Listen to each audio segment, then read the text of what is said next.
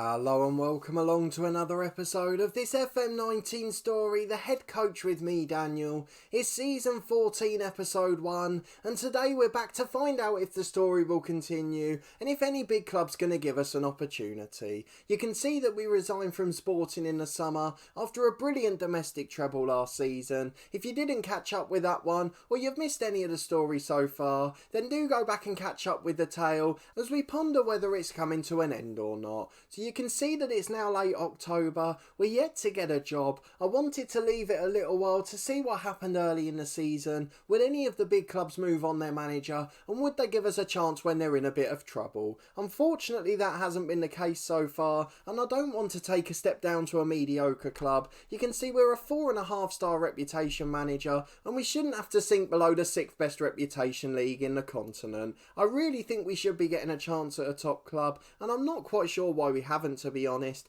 We did have a couple of interviews in the summer. We also had the disappointment of it not being the year of a big international tournament, so we didn't even have that opportunity to fall back on. I know a couple of you had mentioned that late last season about whether we'd be willing to take on a big international challenge, and yes, of course we would. It's a realistic step for an experienced manager, but unfortunately that opportunity just hasn't come up. One of the things that is interesting on my knowledge screen is there's no mention of Italy on there at all. We spent a season there as long as we did in Portugal, and we've got the same language fluency, so I'm not quite sure why that isn't showing up. Maybe it's just because it's that little bit older. But either way, it is going to be the end of the series in its current format, so we are going to take a look at our achievements before we finish, but I have skipped through a little bit more in the future, and we found a challenge that really interests us. So although we're still going to be the same manager at this stage of our career taking it on, it's not going to be under the head coach umbrella, as it's a little short-term challenge to try and save a club that have got into a bit of trouble. So that'll all be revealed in Monday's episode, and I hope you'll come and join me for that. It'll probably just be a 2-week series before we finish off this one completely, and then we'll focus on our talkie save for the rest of FM19, as well as giving you the details of my FM20 content.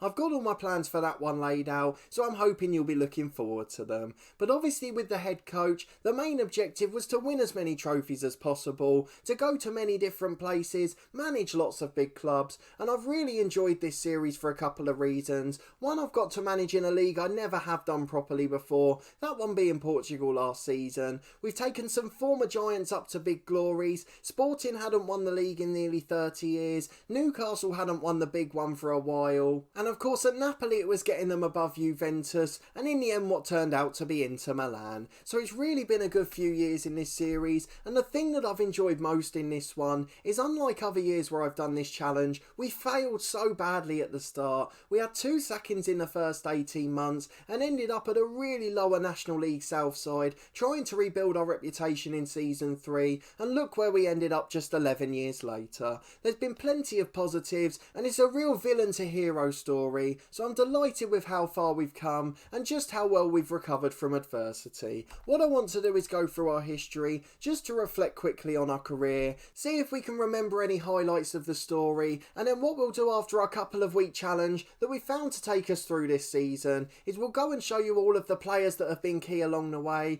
and reflect on this career as a whole, just to see any players you want to look at, any staff you want to see, any clubs you want to review to see their progress. Over the next 2 weeks, let me know down in the comments who you want to see, and I'll try to incorporate all of those before we make that episode in a couple of weeks' time. So as a manager, we've got quite a nice screen here. It shows us all the stats in terms of our career, the little ones that probably go under the radar, such as the number of clubs managed, which obviously stands at 8 now, the longest time at a club, which was Newcastle, just over 4 years there, the shortest time at a club, which was our first one, Hemel Hempstead, sacked after just 110 days, 20 awards, mostly manager of the months, and plenty of career earnings too. Total game time, 4,862 days, and just the time spent on holiday that's been this season so far. In terms of the Hall of Fame, we have made it onto one of the charts. Highest nationality ranking, we're 3rd. That's a really good achievement for us, especially when you consider we haven't won the Champions League and we've not been able to manage in 2 of the 4 big leagues. So that's really interesting, and I'm delighted we've managed to do that. If we go and have a look at the player stats individually,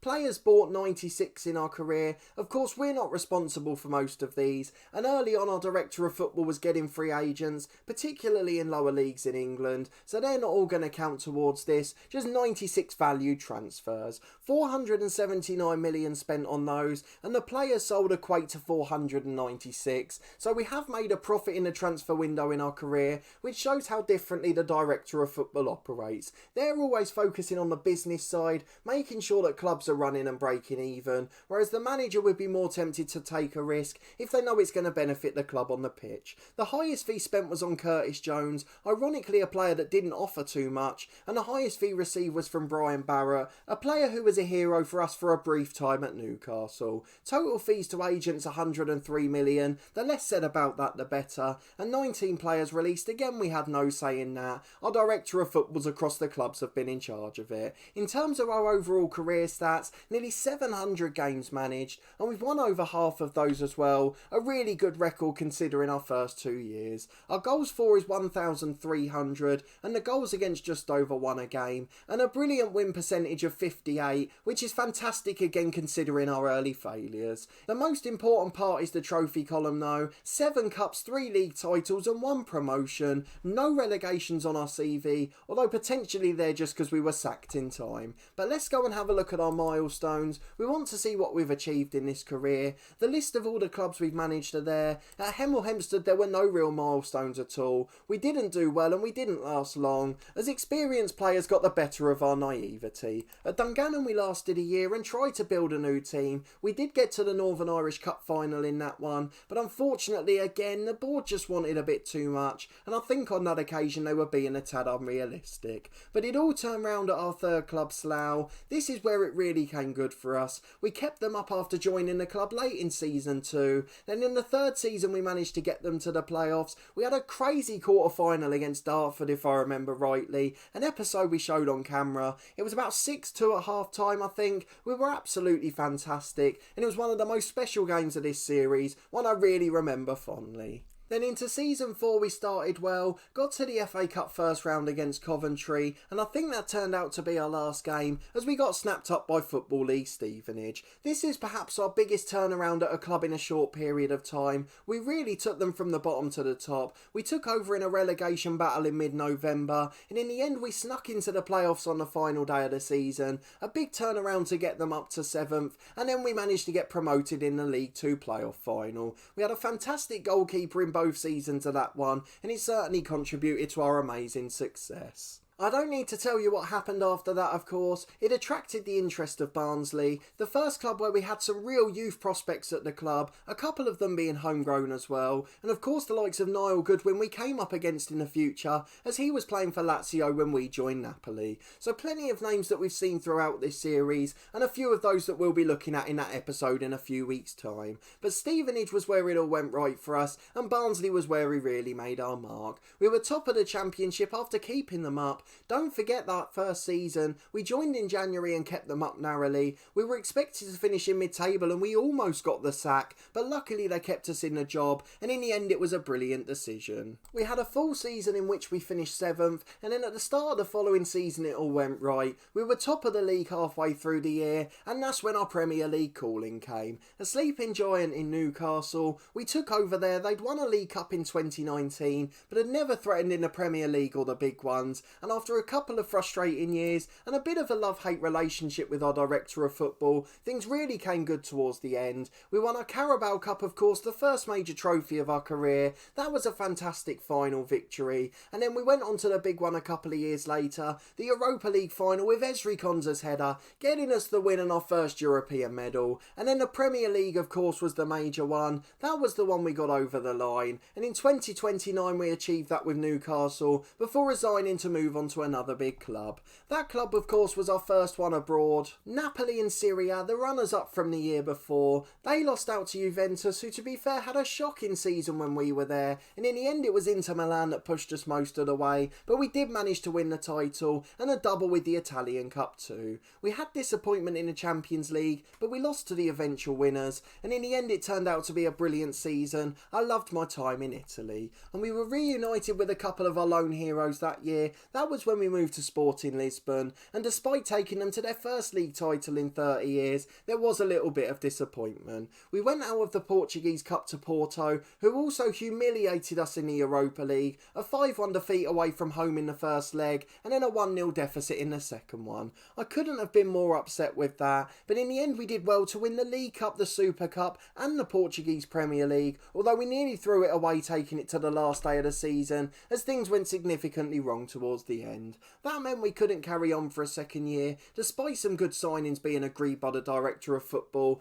and as a result we're now unemployed and haven't been able to get one of those big jobs. As I've mentioned, I've skipped forward a few weeks after this, and we have now got an offer to find a sleeping giant, but again I don't want to go back to building a club from the bottom of a league like we did with Newcastle, as that'll take a number of years and it's not something we should be doing at this stage of our career. So we're going to treat it as a separate challenge in a different type of series. It's just going to be a short challenge this year to see if we can keep the club up, and you'll find out who that club is in the next episode as we move back a little bit closer to home. So get your guesses down in the comments if you think you know who it'll be. I'm not showing you any tables that might spoil the surprise. But in the end, there's so many positives in this career. If we look at the entire one, there's so many achievements, and I just want to go and have a quick look at the Hall of Fame to see where we stand in our nationality ranking. It said we were third, so let's find out which one. In nationality for England, just behind Bob Paisley and Brian Clough, Steve McLaren remarkably in fourth,